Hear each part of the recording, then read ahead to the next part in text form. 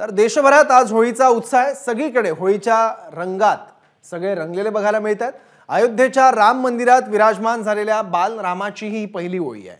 देवासाठी कांचनारच्या फुलांपासून खास गुलाल बनवण्यात आलाय, तर मूर्तीला सुंदर अशी फुलांची सजावट करण्यात आली असून गुलाबी पोशाखातील रामललाचे रूप सगळ्यांना आकर्षित करते।